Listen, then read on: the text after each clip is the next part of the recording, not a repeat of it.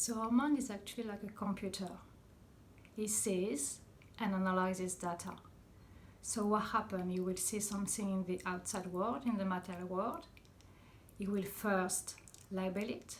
So this is a tree, this is a flower, this is so and such as a person. And then after you will just take this data and compare it with whatever information is got on it. So it's got all this kind of storage in the subconscious memory, in the subconscious mind, which give all the information that it needs to analyze everything. All this subconscious in a way is in fact a kind of old hard drive composed of a programming of all that has been taught and said to us since we were born. So it's kind of a list of belief system in a way and information that our parents, our friends, our schools, our countries, our cultures, our religions have been put in us as we were growing up, and also our reaction to experiences and trauma that happened to us in your childhood that just created also some belief systems about ourselves and about the world. So this is our programmation. Then regarding that, depending what we have there, we just see and experience this life and experience the world through this filter of all belief systems. So we act and react according to this. In itself, the mind and the subconscious mind are here to protect us, to make us survive in the physical material world. So it just should be used in a way like the mind would see and notice something that could be dangerous for ourselves, for example, a fire, and will analyze this as having an experience in the past when we were young of us as a child putting our hand to something that looked like the fire and burning our hands. So it just classify fire as something dangerous that we should be avoided. But what happened as we go through life as human beings and with all our experiences is like many things have become kind of dangerous for our minds and subconscious mind. So we tend to protect ourselves from that. So it can be hard and negative experiences with people, trauma of being abused or neglected, or trauma also of we've been told some things negative about ourselves, like we're not good enough, or we're weak, or we're not a good person, or we'll never be good enough at anything. So all this information is also stored in the hard drive and also run in the background, at the computer as we experience this life. And this all belief will act or prevent us from acting in our day-to-day life. So if we got all this programmation of I'm not good enough, I'll never succeed in life, that we've been repeatedly told as a child, then what's gonna happen? We're just gonna not act in the world as much as we would like to, because there is a part of us that expect to fail.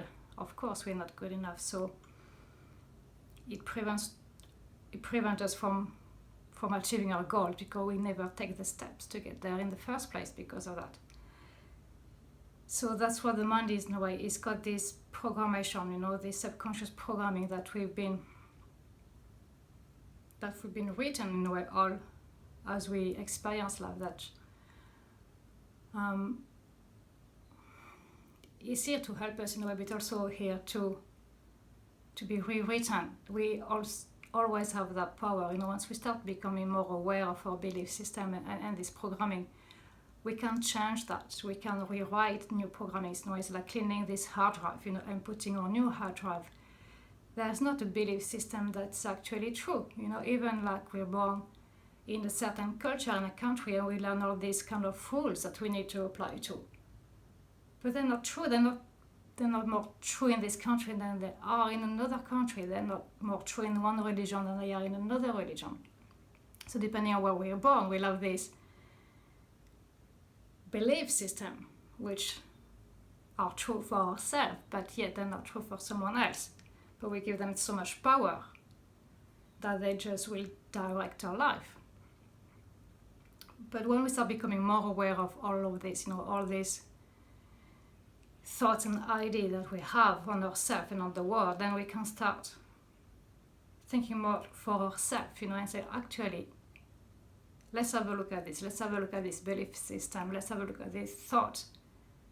And is it really true? Is it really true in the world, or is that really true for me? Do I really want to buy to this belief system? Do I really want to buy to this belief about myself?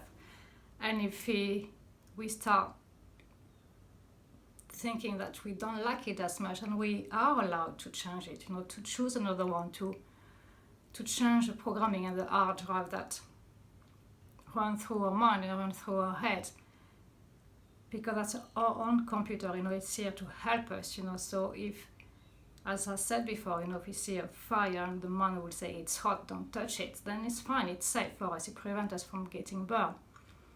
It helps us survive, it's a fight or flight response, but anything else than that, it's just thought running randomly through our mind.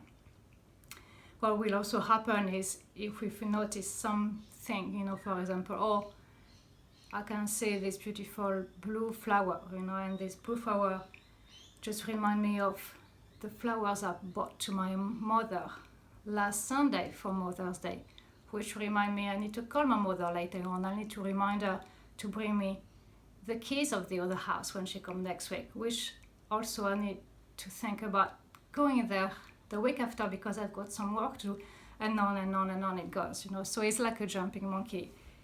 We saw the flower in the first place, and the mind gave us all the data and all the information that start with that information that's not relevant anymore.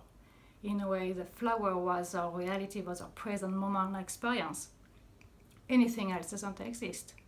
And yet if you follow the path of the mind as you go from one subject to the next, then we're gone either in the past or in the future, and in scenarios, in stories that do not exist.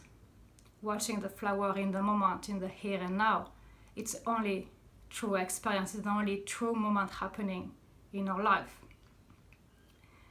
So in a way, that's how we need to become aware of, in a way, like paying more attention to our mind, what's happening, how we walk, being more able to watch it. So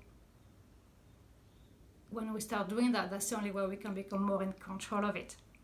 Otherwise, it just starts running by itself. It just talk and talk and talk and talk.